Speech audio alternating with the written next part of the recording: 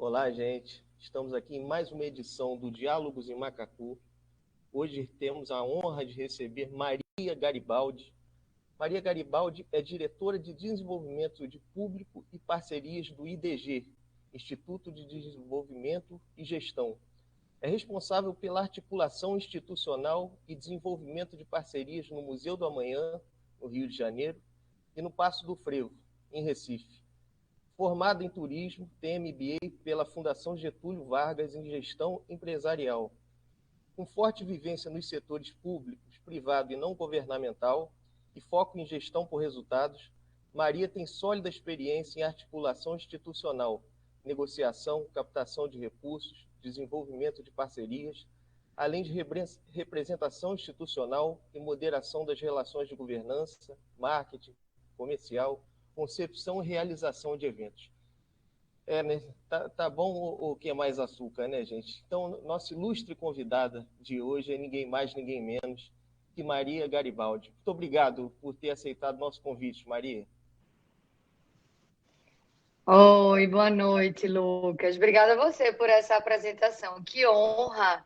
E depois de tanta gente importante que já esteve conversando com vocês aqui, me sinto lisonjeada. Um prazer grande. Vocês são um papo bom. A gente já estava nos bastidores aqui na conversa. Acho que vai ser ótimo esse bate-papo. E aqui fazendo a mediação comigo, também uma agitadora cultural da pesadíssima, atriz esplendorosa do nosso município, Josiane Silva. Seja bem-vinda. Muito obrigado, viu, minha irmã, por dividir essa mediação comigo. Eu que agradeço, Lucas, e parabenizo esse espaço de diálogo, esse espaço de convívio com tanta gente bacana que está vindo. Acho que hoje vai ser um papo maravilhoso com a Maria. Maria, para começar, eu sei que os que estão nos assistindo podem ter alguma dúvida. O que é o Instituto de Desenvolvimento e Gestão e como atua o Instituto na gestão de equipamentos culturais? Lucas, é engraçado, né? Porque as pessoas escutam muito falar OS, OS, mas o que danado é OS, né? Então vamos explicar bem rápido. O IDG, Instituto de Desenvolvimento e Gestão, é uma empresa. Organizações sociais são empresas também. Nós somos uma empresa privada sem fins lucrativos. O que quer dizer isso? Isso só quer dizer que a gente trabalha sem fins comerciais, mas todos os funcionários recebem salário, a gente paga imposto como qualquer empresa, alguns são um pouco diferentes, mas enfim, uma organização social atua no terceiro setor, a gente tem o setor público, o setor privado e o setor não governamental. São empresas privadas, sem fins lucrativos e que atuam trabalhando para o interesse público.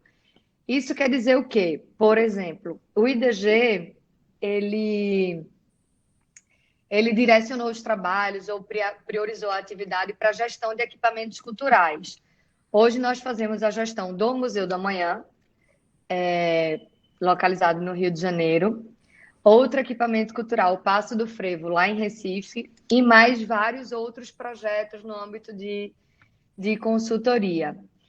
Então, a gente atua na área da cultura, a gente atua na área do meio ambiente, sempre buscando entender o que é de interesse das pessoas, o que é de interesse da comunidade, como que a gente pode contribuir.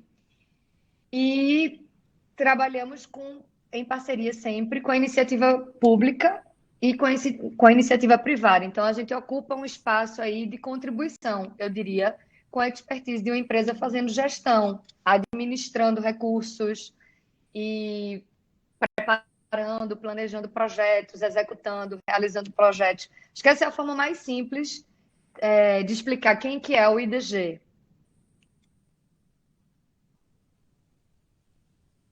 E no tocante a parcerias e concessões, você acha que é um processo de privatização ou não? Aí vamos lá, eu tenho tempo para falar, né? Tem à vontade. Então vou até explicar um pouco mais a primeira resposta, e aí eu acho que eu trago esse contexto todo. Hoje falar em privatização tá bem em destaque, né? É um tema, acho que um pouco complexo se a gente não entende bem o que é a privatização. Eu não vou falar aqui nem em defesa, nem a favor da privatização. Longe disso. Eu acho que para esclarecer um pouco essa tua pergunta, a gente pode melhor entender o que é essa relação de trabalho, que o IDG, por exemplo, nós não somos os únicos, mas somos uma das tantas e várias instituições que existem no Brasil que tem esse tipo de relação com o poder público. Então, acho que a partir do entendimento do que é essa relação de trabalho, pode ficar claro que a gente mais do que se distancia, a gente esclarece que não há nenhuma dúvida que não é privatização. Então, voltando um pouco à tua primeira resposta, à tua primeira pergunta.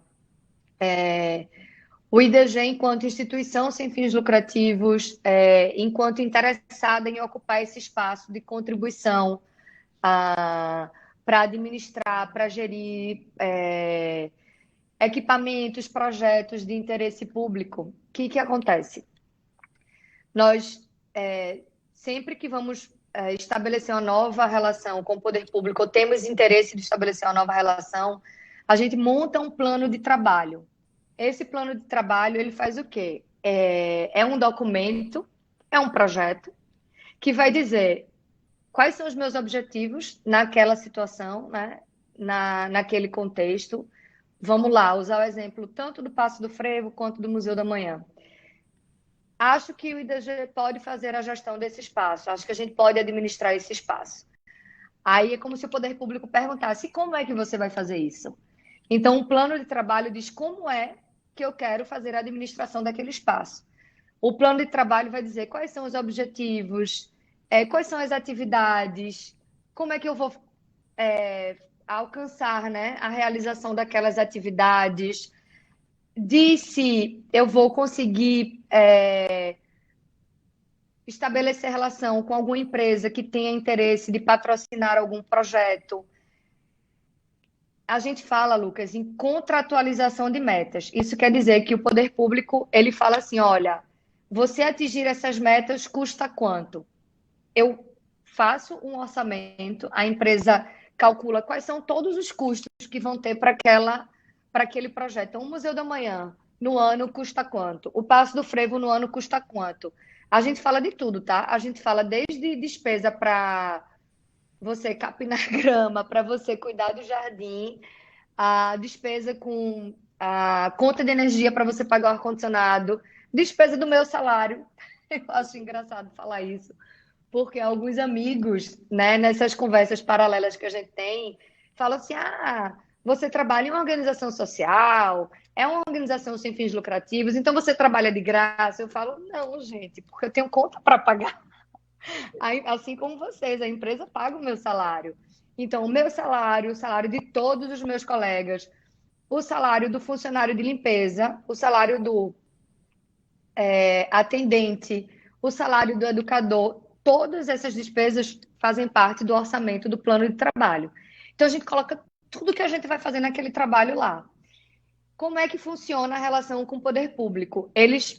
A gente participa de uma concorrência aberta, né? O poder público fala assim, o poder público, eu digo, a prefeitura ou o Estado, eles fazem uma chamada, gente, quem tem interesse em administrar esse museu? Quem tiver interesse, vai lá e apresenta um plano de trabalho. Eu estou falando de uma forma bem simples para todo mundo entender. Vai lá e apresenta um plano de trabalho. Recebendo esse plano de trabalho, tem uma comissão técnica, cheia de gente especialista, cheia de gente que entende cada um detalhe daquilo ali, e fala, olha, eu acho que essa proposta de exposições está muito bom. É pontuação X número. Tudo vai sendo pontuado. No final, quem tem a melhor nota daquele projeto é a empresa vencedora daquela concorrência, assina o contrato e começa a desempenhar o seu trabalho. Existe sempre o que define, né, essa forma de trabalhar. A legislação de OS, ela vai indicando diretrizes. Uma delas é que a prefeitura, o estado, o município, o poder público, ele tenha uma comissão que vai acompanhar aquele contrato de gestão. Chama-se contrato de gestão, é o nome que se batiza a esse contrato, né? entre as organizações sociais e o poder público. Essa comissão, ela acompanha, eu diria, todos os níveis desse trabalho.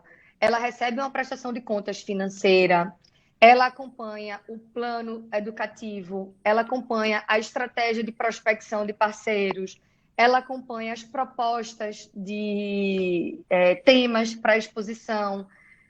Gente, se tem tanto acompanhamento, a gente entende que o poder público é atuante, que ele faz uma gestão sobre isso. Então, eu acho que a gente chegando aqui nesse entendimento do quanto é próximo esse acompanhamento, né? Do quanto se dá espaço para o diálogo com esse contratante, que é o poder público, o quanto ele pode opinar, o quanto ele pode contribuir. Existe uma participação do poder público. Eu não vejo isso como uma privatização. Agora, eu vejo isso como um grande facilitador para a administração pública. Eu não trouxe os números exatos, mas a gente pode trazer aqui em algum outro momento, mas sempre se traz esses números do cálculo de quanto custa o visitante para um museu que é gerido por um OS e quanto custa o visitante para um museu que é gerido diretamente pela administração pública. São duas formas diferentes. Se a gente for nesse cálculo, eu te arrisco a dizer que o número é muito favorável à administração por OS. Mas por que, Maria? Eu já trabalhei no poder público, eu sou apaixonada pela administração pública, inclusive não deu para ir tão longe, por isso que eu vim parar numa organização social que trabalha com projetos dessa forma. Eu acho que a gente trabalhar para as pessoas, para a sociedade, assim, eu acho, não, isso é o que me motiva. Então, eu já tive na administração pública e sempre com bons olhos a esse formato de trabalho, sabe? Acho que a gente tem que abrir um pouco o entendimento, se permitir conhecer o que é o modelo e a gente vai ver que é viável. São duas formas de trabalhar diferente, né? A gente sabe, fala-se muito a máquina pública, né? O que é a máquina pública? É o sistema público de trabalho. Como que ele, por vezes, é muito oneroso. A gente tem o ciclo, né, dos anos. A cada 4 anos pode-se mudar uma gestão. Por exemplo, no Museu da Manhã a gente já está entrando no 6º ano. Você ter histórico do que aconteceu, isso é um ganho de tempo muito grande. Então, só essa mudança, o virar a cada 4 anos, eu já vejo, isso é o meu olhar, como que isso gera uma despesa, sabe? De troca tanta gente. Ah, Maria, mas tem os funcionários públicos, mas, gente, funcionário público, os funcionários concursados, eles não ocupam todas as funções. Você sempre tem uma grande mudança de equipe, né? Eu estou começando a entrar no detalhe que eu acho que nem é a questão, mas só para explicar bem o que é esse modelo de contrato de gestão. A gente entender quais são os ganhos que tem. Acho que diria isso também mesmo, de eficiência de uso dos recursos, né? Dessa forma de trabalho, de quando você está há um tempo administrando aquele projeto, você já conhece aquele projeto, você já se fortalece naquele projeto, internamente, mas para fora também. As pessoas começam a valorizar, vendo os bons resultados. Acho que a gente só ganha, sabe? Nesse formato. Mas aí o principal é como que o poder público tem uma relação próxima. Como que esse contratante tem uma relação próxima, acompanhando as entregas, acompanhando o trabalho. Então, isso eu acho que é a melhor forma para esclarecer como que isso é distante de um entendimento de privatização. Ajudei, Lucas? Muita coisa, perfeitamente. Muito obrigado, viu, Maria, por essa resposta esplendorosa. Vou passar agora a bola aqui para Josiane Silva. Jô, o que tens a perguntar aí, a querida Maria? Oi. Então, eu queria só fazer um adendo nessa parte que ela falou e até pedir algumas explicações para ela, porque não é um modelo muito comum nessa nossa área, né? Então, a gente ouve muito falar de OS ligada à gestão de saúde, né? Porque a gente tem os hospitais, as clínicas, que são geridas por OS. Já ouvi falar também na área de meio ambiente, mas na área cultural, para mim é um pouco novidade. E o que eu queria perguntar até para a Maria, assim, né? essa experiência que você tem nesses dois espaços museológicos, eles se repetem também com outras OSs e em outros espaços Brasil afora, com outros, como é que eu vou dizer, com outras linguagens artísticas, vamos dizer assim, com espaços de teatro, espaços mais relacionados à música, que não sejam só museus. Essa é uma explanação que eu queria te pedir para fazer. E a outra é o que você acha, né? Você é uma defensora, você já está colocando essa defesa da empresa fazendo esse trabalho, mas a gente também tem outro modelo que o Rio costuma empregar bastante, que é o de gestão de espaço compartilhado, com grupos e associações que cuidam de museus, mas de teatros também. Então, tem uma companhia que ela tem um espaço compartilhado com a prefeitura e aí ela administra o teatro tal. Qual, dentro dessa nossa realidade brasileira, o que você acha assim que tem funcionado melhor? Né? Queria pedir para você falar um pouco mais sobre isso. Ai, que joia essa tua pergunta. Eu acho que vai sempre funcionar quando o objetivo da gente for fortalecer a cultura, né? E acho que fortalecer a cultura com a boa gestão, com transparência, com respeito, com as boas relações de trabalho. O IDG não é a única OS, não está isolado. Inclusive, o Estado de São Paulo é pioneiro. O Estado de São Paulo é quem tem as maiores referências. Até quando eu estou conversando em Recife, eu sempre falo, gente, nós também tivemos que aprender. Eu não comecei a trabalhar com OS. Eu tenho 7 anos no IDG. Como eu mencionei há pouco, eu tive uma experiência no poder público com outras formas de relação, Josiane. A gente fazia convênios, a gente fazia planos de trabalho, a gente fazia acordos de cooperação. Tem tantas formas, né? E eu sempre falo, vamos beber da boa fonte, vamos aprender com quem já sabe fazer. Eu acho que a cidade do Rio hoje já está bem experiente com esse formato. Tem o Museu do Amanhã, tem o Museu de Arte do Rio, o MAR, os dois localizados na Praça Mauá, inclusive o MAR iniciou nessa forma de trabalho antes do Museu da Manhã, né? Ele foi inaugurado anos antes e teve esse formato desde o seu início. A Teatro Municipal de São Paulo teve um momento que teve essa relação de contrato, a mesma empresa. Eu gosto de falar empresa para as pessoas sempre entenderem que um OS é uma empresa, né? Então, teve à frente a mesma empresa, a mesma OS, que administrava o Museu de Arte do Rio, numa forma semelhante. Nós fizemos um trabalho super legal no Teatro Santa Isabel, em Recife. O Teatro Santa Isabel, ele é administrado pela prefeitura, não vou errar, acho que é prefeitura. Fiquei na dúvida, agora é prefeitura, não é estado, é prefeitura. E na ocasião, nós fizemos um trabalho durante um ano de proposta das atividades culturais. Nós não fazíamos a gestão do prédio, que é o que acontece hoje no Museu da Manhã, no Paço do Frevo e com outras tantas OS que administram o prédio e todas as atividades. Naquela ocasião, nós fizemos a proposta de um plano de trabalho que teve um patrocínio específico para ele, de um ano de atividades. Então, a gente fez formações, apresentações. É diferente do que a gente faz hoje. Então, acho que respondendo a tua pergunta, tem diversas formas de você atuar. No exemplo que você deu, por exemplo, dos teatros, que tem grupos que fazem, né, um trabalho semelhante, eu acho que é válido. Eu acho que a gente tem, Josiane, que ocupar os espaços. A gente tem que ocupar os espaços, a gente tem que propor as atividades para os espaços. Nem sempre a prefeitura ou o governo vão conseguir dar conta disso sozinho. Gente, são muitos espaços, é muita coisa para tratar. Por que não fazer parcerias? Por que não estabelecer relações que facilitem? A gente tem que deixar de pensar que o poder público deve resolver por si só. As associações podem contribuir, as parcerias elas só fortalecem.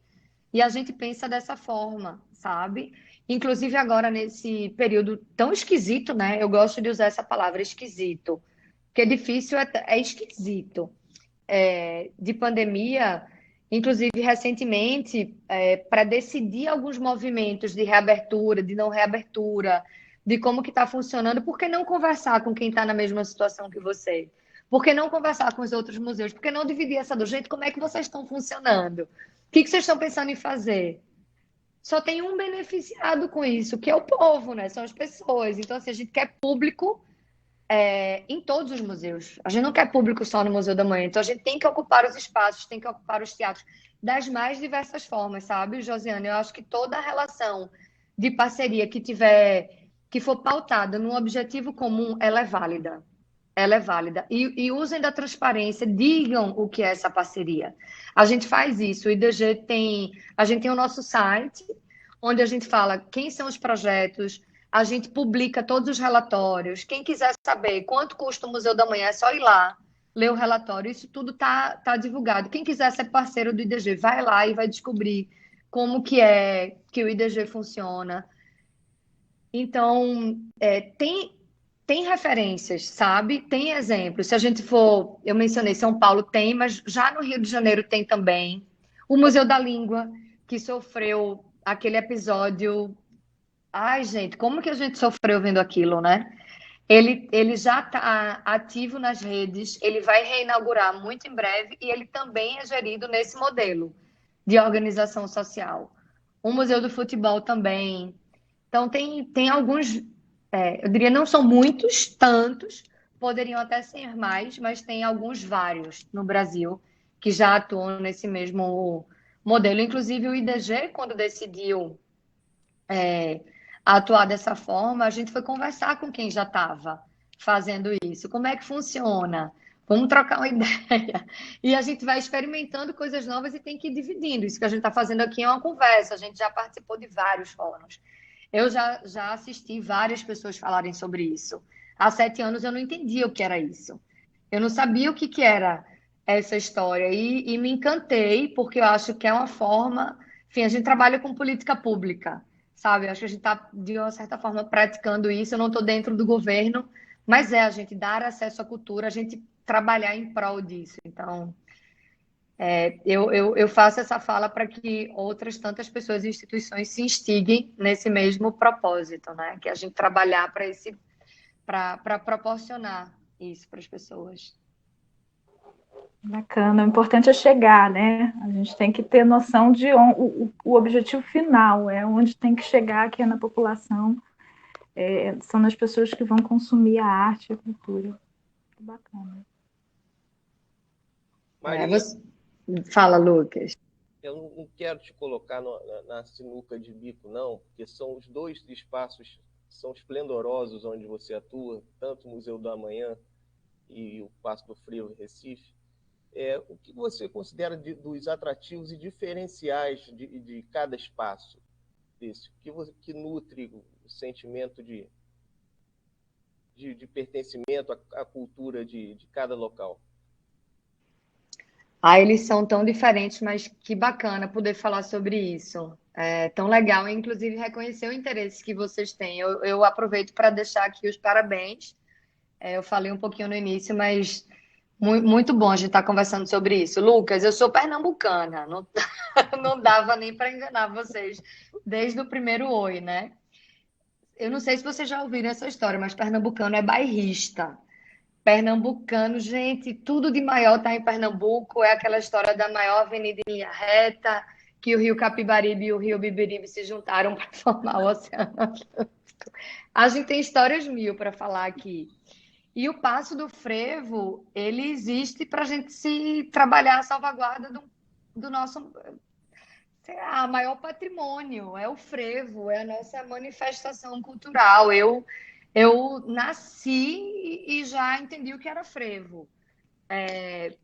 E não é o frevo só dos carnavais, não é o frevo só de você ir para o Galo da Madrugada, que é o bloco de carnaval, que está no Guinness, que é o que junta o maior número de pessoas. Mas é o frevo enquanto manifestação das suas mais diferentes formas. É o frevo nas lindas letras das músicas, é o frevo na economia da cidade, é o frevo de tanto jeito, não é o frevo só no carnaval, né? Como se pensa. E aí, como boa pernambucana, imagina, hoje eu trabalho contribuindo dessa forma. É uma felicidade que não tem tamanho. Ai, é tanta emoção. Todo ano que a gente celebra o aniversário do espaço, a cada novo projeto, é um time que que respira o frevo a todo instante, que vê aquilo muito além de uma rotina de trabalho, sabe? A gente consegue montar uma equipe muito movida por esse sentimento, porque é o bom pernambucano, né? Então, assim, é uma alegria imensa. A gente, infelizmente, no Brasil como um todo, eu acho, ah, tem memória curta, a gente é, aprendeu errado a fazer história, eu acho. A gente aprendeu a nossa história errado. A gente está num momento, e acho que de muito privilégio para a gente, talvez por um lado, mas muito difícil por outro, que é buscar ressignificar muita coisa, né? O frevo tem um papel importantíssimo nisso, sobre o que é o frevo, sobre o que é essa cultura. Então, a gente poder fazer parte disso, trabalhando, é mais do que trabalho, sabe? Eu acho que é uma missão, a gente decide ter essa missão. Então, com o Passo do Frevo, em especial, eu tenho essa relação de amor da pernambucanidade, né? Dessa relação. É um prédio tombado que fica no centro do Recife, e aí tem toda essa representatividade, eu acho que do sentimento, e que nesse trabalho a gente busca fazer as pessoas, os turistas, o não recifense, o não pernambucano, conseguirem acessar essa relação muito maior do que é um frevo no carnaval, sabe? O que é o frevo para o Recife, né? Acho que chega a se confundir, inclusive, o que é o Recife e o que é o frevo tá na história. E eu estou no Rio de Janeiro há 5 anos. Eu comecei a trabalhar no IDG em Recife, depois fui convidada a vir para o Rio. E quando eu chego no Rio, Lucas e Josiane, eu já tinha estado algumas vezes no Rio, tive uma outra experiência profissional que me trouxe algumas vezes para o Rio, mas numa região da Praça Mauá, diferente do que é a região hoje que existe lá. A região que existe, mas enfim, como que se reestruturou ou que se reorganizou recentemente, que foi com essa a forma de ocupação recente da Praça Mauá, quando ela permitiu ser reocupada, né? A gente tinha como é que chamava, gente, o viaduto ali, né?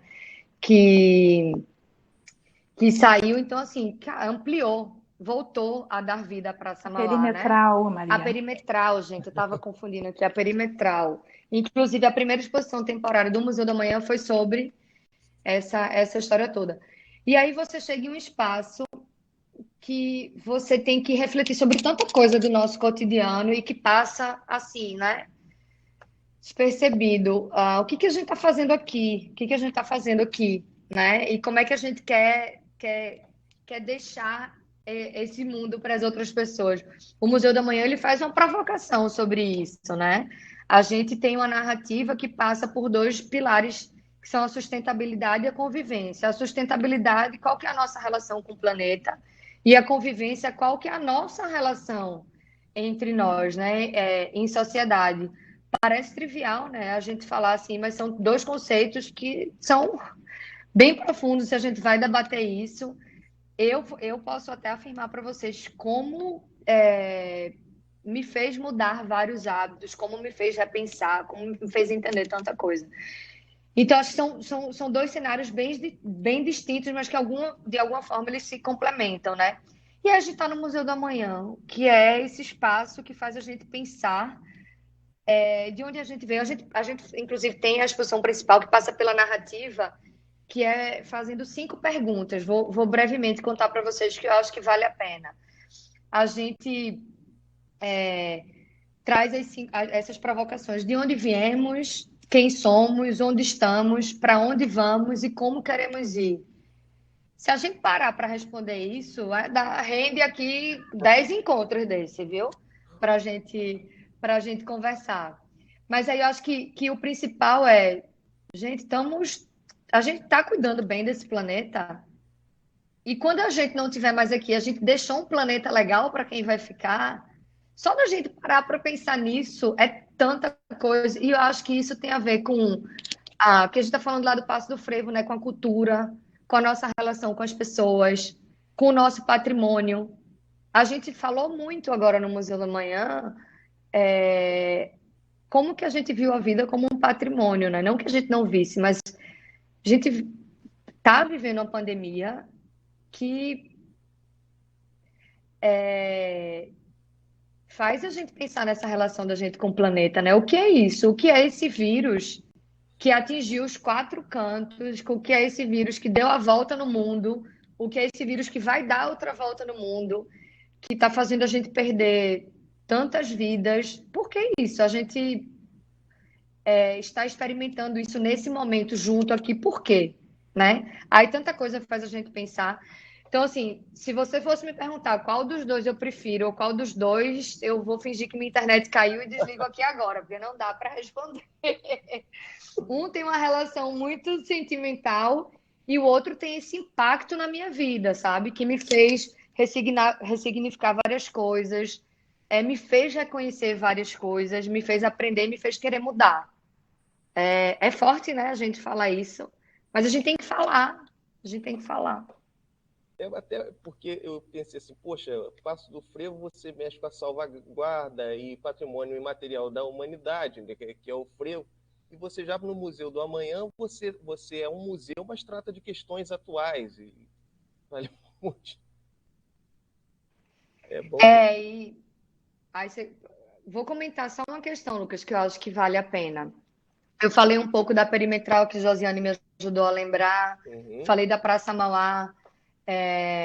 Vez por outra eu recebo um puxão de orelha porque a gente erra na palavra, né? Que usa ali de revitalizou a Praça Mauá, que houve um processo de revitalização, tal, tal, tal. Mas revitalizou o quê e para quem?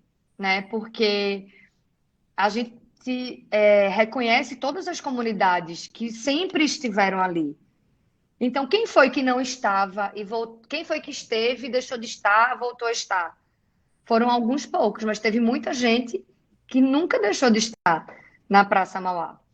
A gente tem na nossa equipe de trabalho um time, mando aqui um beijo bem grande para eles, que trabalha com um tema que a gente batizou de relações comunitárias. É até emocionante a gente falar desse trabalho. Eles fazem a gente refletir a importância do, por exemplo, pedir licença para essas comunidades e estar no Museu do Amanhã, que assim, gente, o Museu do Amanhã chegou ali na Praça Mauá quando já tinha muita gente há muito tempo. Então, chegou na minha casa, pede licença para entrar, né? Isso é o que a gente sempre aprendeu. Então, a gente faz essa brincadeira de que fomos, assim, enfim, para explicar isso de uma forma bem lúdica. Então, fomos conversar com as comunidades, nos apresentamos às comunidades, eles foram os primeiros a conhecer. As comunidades que eu falo são todas essas regiões ali, né? Essa região ali da Praça Mauá com, enfim, com esses recortes geográficos que estão lá, na interlocução com as lideranças comunitárias, com as associações, com as instituições, para conversar, para ouvir, para saber o que se esperava, para convidá-los. E o resultado é incrível, assim, como que foi bem recebido, não foi fácil, a gente teve que ajustar um pouquinho ali a fala, melhorar esse diálogo, até a gente ter um momento em que a gente escuta um garotinho, vizinho do museu, que entra no museu. A gente tem mais de 4.000 vizinhos cadastrados, com uma carteirinha, mais do que, não é sócio, a gente batizou do programa Vizinhos do Amanhã. Eles entram no museu quantas vezes quiserem no ano, sempre que o museu estiver aberto ao público, eles podem, no horário de visitação, entram e saem, tem direito a levar acompanhante. Então, em um determinado momento, a gente está no museu. Esse é um relato de um colega, nem lembro quem que foi esse colega, mas que o viu, o garoto entrar no museu, chamar o outro e falar: vamos, vem cá que eu vou te apresentar o meu museu. Isso é maravilhoso. Eu já escutei essa história de outros colegas, não fui eu que tive a honra de ouvir isso, mas eu divido com vocês porque é uma história que todas as vezes que eu escuto eu me emociono. E falo isso para dizer que é por isso que a gente trabalha, para que as pessoas digam que aquele museu é delas, que elas levem outros colegas e que apresentem assim, porque os museus são nossos. A gente tem que se apropriar, a gente tem que estar no passo do frevo e valorizar que existe um espaço de valorização àquela cultura, àquela manifestação. O Museu da Manhã é esse espaço para a gente pensar, para a gente refletir, para a gente conversar, para a gente dialogar, para a gente aprender junto, para a gente acessar a ciência de uma outra forma também, né? A ciência está tão perto, a ciência está explicando tanta coisa para a gente, está ajudando a gente a entender. Então, que sejam nossos, né? Lucas, Josiane, que a gente vá lá e que a gente escute isso muitas vezes. Jô, quer Ai, peraí. complementar?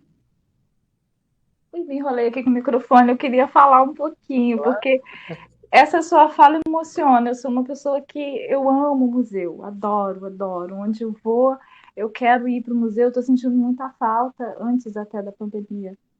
Não estava conseguindo dar as fugidas, né? Dar um pulinho ali no Rio, no CCBB, em outros museus. Não conheço ainda o Museu da Manhã. Não conheço, como quando fui em Recife, não tive a oportunidade de ir no Passo do Frevo. Mas, assim, o quão transformador é um espaço museológico, independente do que ele vai trazer como proposta para o seu público. Não importa a exposição que esteja, não importa a estrutura física em que ele se encontre, ou não física, né? Ela marca, ela vai lá dentro do indivíduo, como você falou do menininho, me arrepiou, porque a gente tem um trabalho aqui que é justamente com esse público, que é um público muito verdadeiro, que são crianças e jovens. Então, assim, não tenha dúvida de que ele pode ir para qualquer lugar do mundo e essa impressão de ter o museu dele, ou seja, na porta da casa dele, vai ficar para sempre. E ele vai levar aquilo, ele vai falar, ele vai fazer propaganda, como eu faço quando vou numa exposição, quando eu faço quando vou no museu, seja lá onde for. E eu queria só te perguntar, assim, você falou da praça ali, dessa modificação que a gente sabe que teve nessa estrutura central ali do Rio, com muitos museus. A gente tem o mar ali que e tem hoje, né, um pouco mais recente, o Museu da Manhã, que são duas estruturas museológicas incríveis dentro de um espaço que começou a ser concebido. Eu acredito que ele não foi finalizado aí do raciocínio, né, de estrutura daquela região portuária, mas o que você percebe que, além disso, dessas ações que o museu que você gere proporciona, o todo, o que você vê dessa modificação, tanto na comunidade do entorno, quanto nos visitantes, assim, porque é muito impactante visualmente falando, né? É um acontecimento, é um lugar que não tem como você experimentar sem sair com uma impressão dentro de si diferente, né? Eu queria só que você falasse um pouquinho mais sobre essa sua impressão Maria, sabe? De alguém que vem de um outro estado.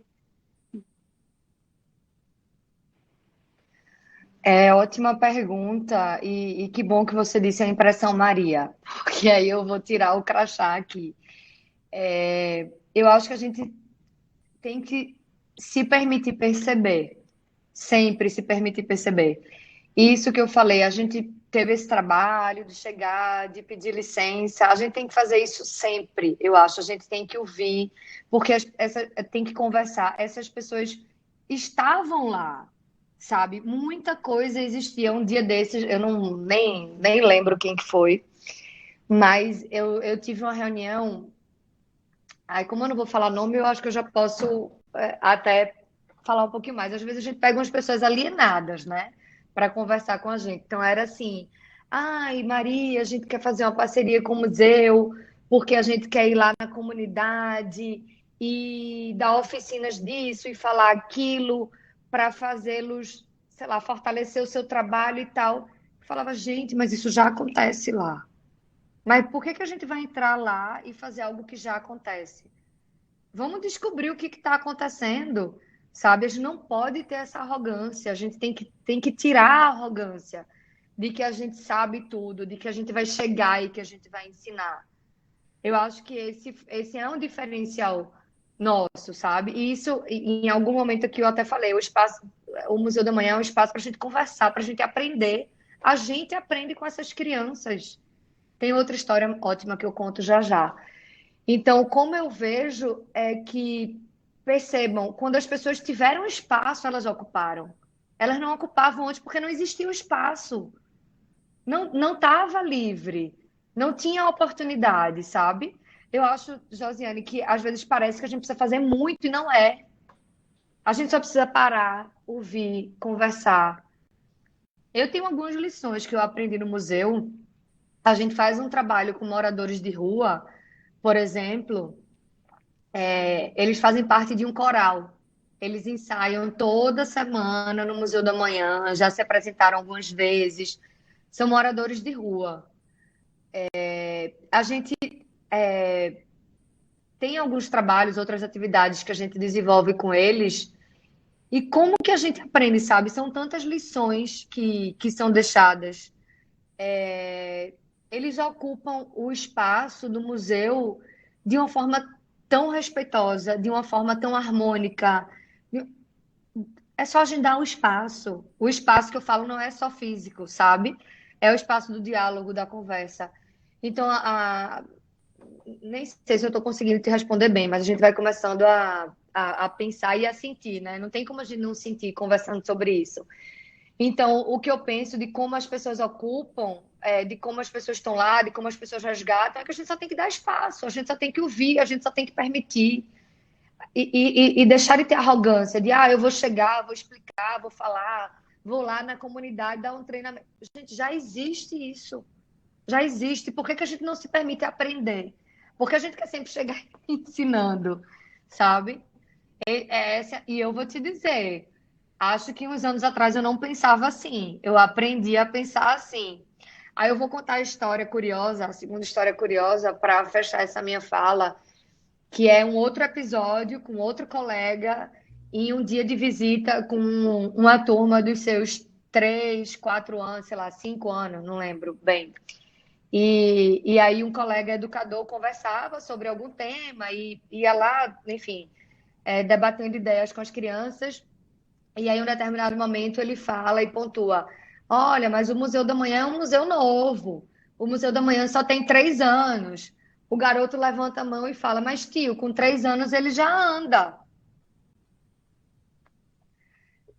Então, é outra mensagem que eu dei. Já escutei isso de outros colegas. Essa história não é minha, não fui eu que estava na hora, mas de tão linda, eu já repito ela várias vezes, porque se com 3 anos uma criança já anda, a gente pode fazer muita coisa, né?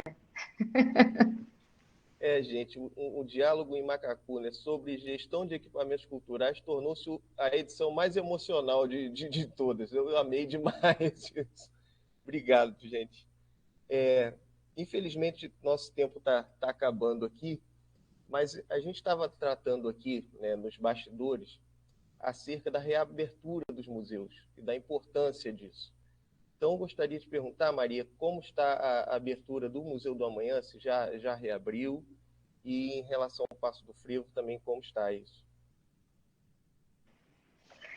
A gente está em duas cidades com um cenário de pandemia distintos, né? Então, na realidade da cidade do Rio de Janeiro, o Museu da Manhã, desde a primeira onda da pandemia, ano passado, né? Nós passamos 6 meses fechados, reabrimos em setembro, numa operação um pouco diferente, a gente reduziu os dias da semana, tivemos que adotar um protocolo, eu diria, bem, bem cuidadoso, não rígido, eu diria um protocolo assim, extremamente cuidadoso com a limitação do número de pessoas por espaço, com vendas apenas pela internet, com sinalização em todo o museu para uso de máscara, para lavagem constante das mãos, né, higienização das mãos. Em setembro, reabrimos, na realidade, os dois museus, tanto o Museu da Manhã no Rio, quanto o Paço do Frevo em Recife. Em março desse ano, precisamos fechar durante alguns dias novamente o Museu da Manhã, que foi reaberto agora em maio. Então, o Museu da Manhã já reabriu. Nós funcionamos de quinta a domingo, das 10 às 17. Vou aproveitar e dar o expediente aqui, pode? Então, o Museu da Manhã funciona de quinta a domingo, das 10 às 17, com última entrada às 16. Você faz a compra do seu ingresso no site. É só entrar no site do museu, a gente te direciona para a página de venda do ingresso. Estamos com um número de visitantes bem inferior ao número de visitantes no modelo pré-pandemia. Mas a gente entende que as pessoas já estão percebendo que vai ser necessário conviver com a pandemia. A gente vai viver de uma forma diferente. Não sei se essa é a forma correta de expressar essa história, mas a gente vai conviver com isso. A questão é como, né? A gente tem que usar máscara, a gente tem que usar a máscara da forma correta, a gente tem que ainda não abraçar todo mundo que a gente gostaria, a gente tem que higienizar as mãos, né, com frequência, mas é assim que vai acontecer. Então, voltem a visitar os museus, são espaços seguros. E o Paço do Frevo, em Recife, ainda não reabriu.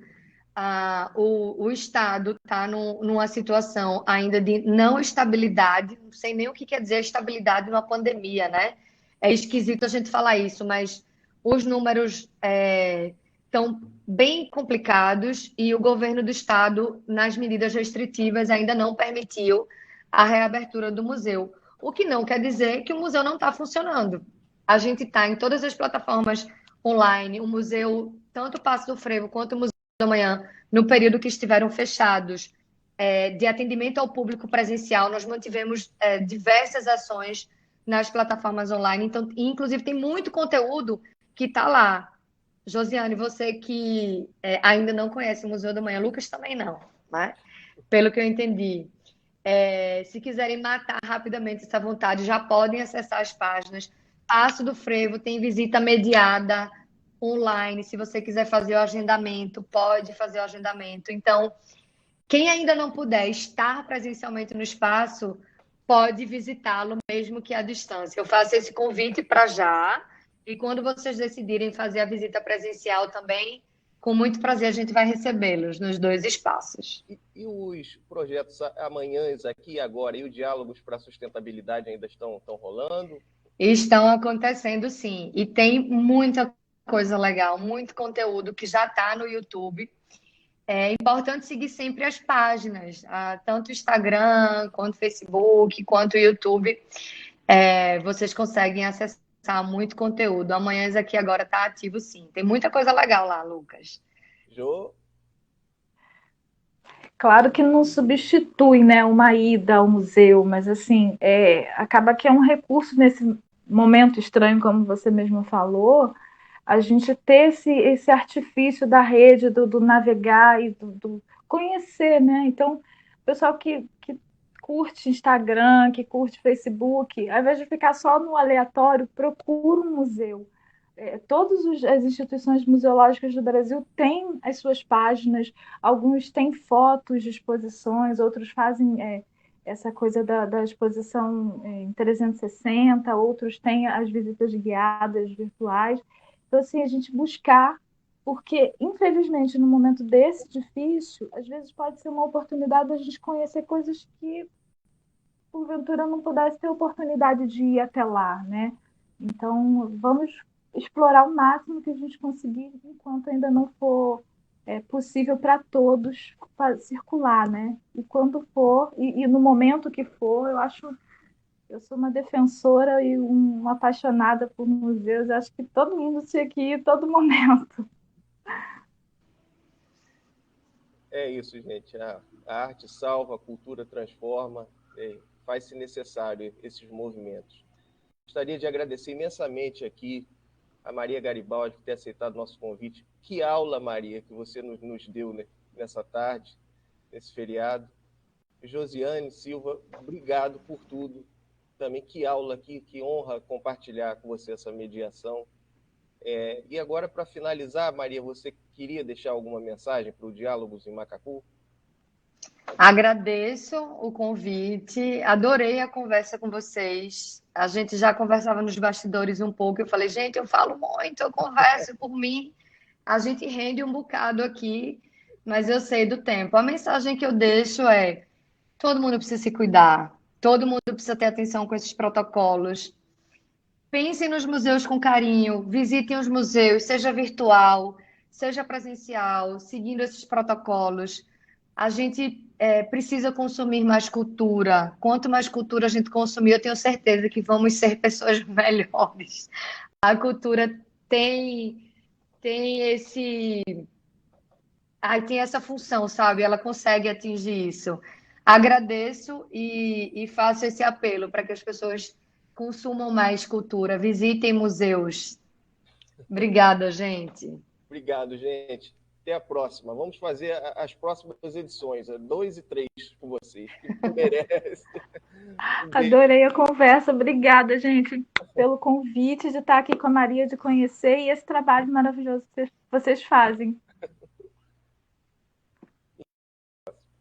Até.